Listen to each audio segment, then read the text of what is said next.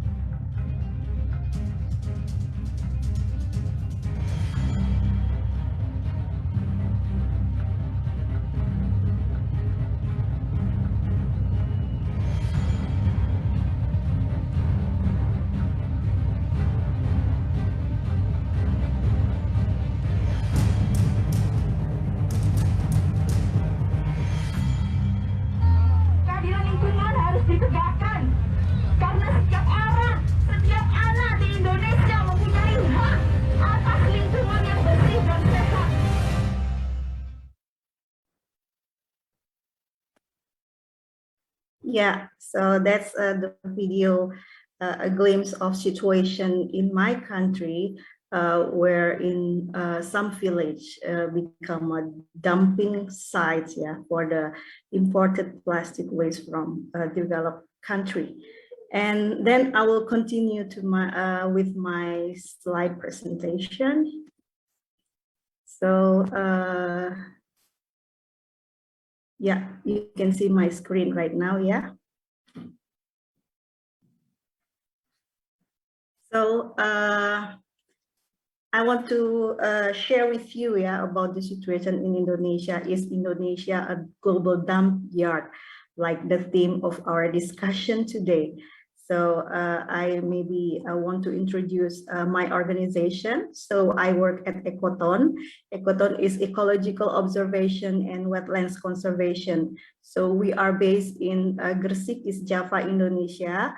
And our main focus actually is to protect the river and wetlands ecosystem.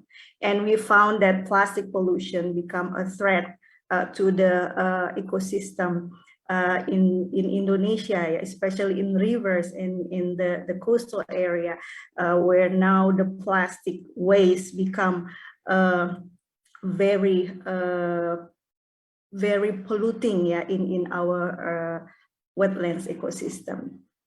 So this situation we can see in the riverbanks, yeah, on the riverbanks of Berantas River, where we can see illegal dump site of plastic waste from the contaminants, yeah, of the paper waste.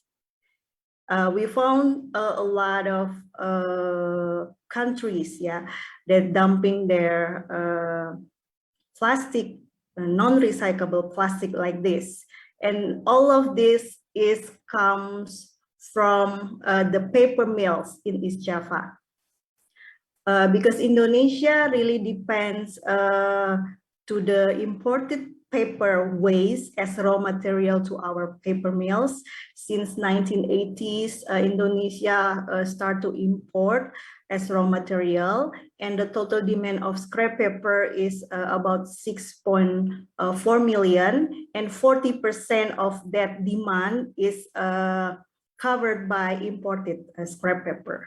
And prior to 2019, because Indonesia prioritized on industrial development, so this paper scrap listed as green line goods, so there is no physical inspection by the custom. And the paper mills capacity in Indonesia is quite big.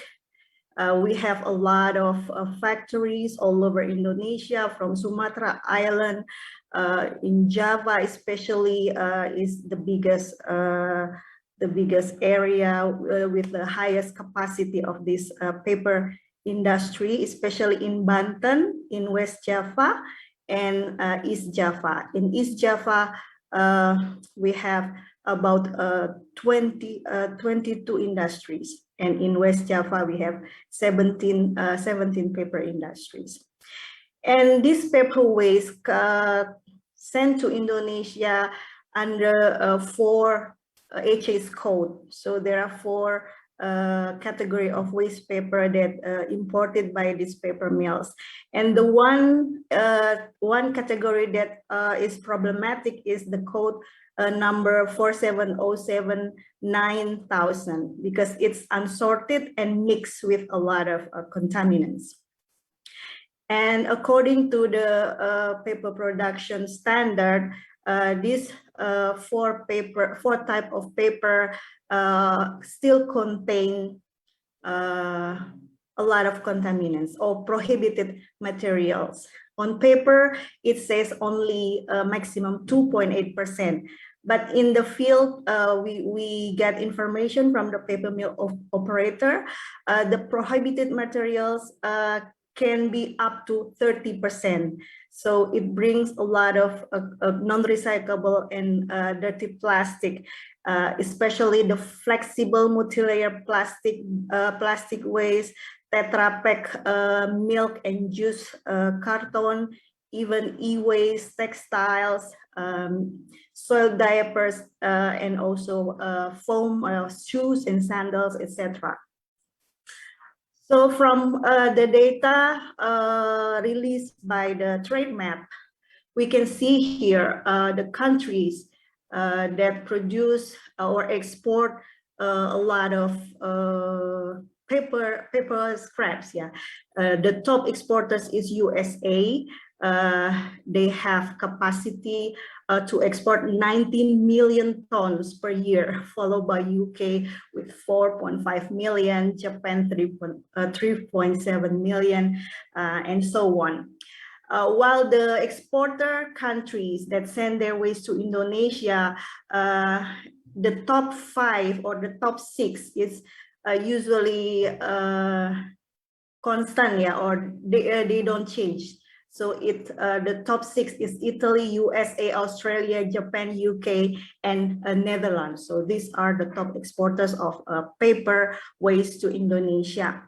And the interesting thing is USA export to Indonesia in 2018 increased 3 times than 2017. And we assume, or we predict that it's because of the China ban the import of paper scrap and plastic scrap to their country. So USA have to find another country to dump their trash, and Indonesia become one of them because in 2018 there's increase to 3 times. And we found out that there are new dumping site in the village near the paper mill. So we try to doing advocacy starting in 2019, and we can see that in 2019 here the trash or the plastic waste from USA starting to decrease, and in 2020 there even a bigger decrease. And we have more coming from Italy because the reduction from the USA. And this is what the paper recycling impact to our environment. These paper mills discharge sometimes untreated wastewater, while the river is also a source of drinking water supply. And we also have impact of this plastic trash that used for fuel in the tofu factory, that it creates or it releases toxic gas, dioxins, and furans to the environment. And the plastic recycling itself also very, very dirty and polluting our environment, because most of the process of washing and chopping is done by small scale industry. They don't have facility to treat the wastewater and to have the environmental protection system. This practice, this plastic recycling release millions particles of microplastic like this. So we have a petition to demanding President of Indonesia to stop Indonesia to be used as dumping ground. Okay, and this is my last slide, some recommendation to ban waste trade in the Asia region. First, we need to urging country leaders to ban imports of dirty and mixed paper and plastic scrap for recycling, and to strengthen inspection on waste shipment, and to enforce Basel Ban Amendment on plastic. And second, urging Asian member state leaders to declare a clear and concrete Asian stand on the waste trade. And third, urging all members to take steps to ban all waste shipment into their country within a specified time frame as preparation for an Asian-wide ban on waste import. And the last, to establish regional mechanism on waste trade to enforce monitoring and to ensure traceability and transparency of the shipment. Especially this process or this mechanism need to involve us as CSO and NGOs in the Asian region. Okay, so I think that's all I can share with you. So one last message, start from now, we have to reduce, refuse single-use plastic, so we don't have to get rid with the plastic that are very difficult to handle. Thank you. I back to Pui.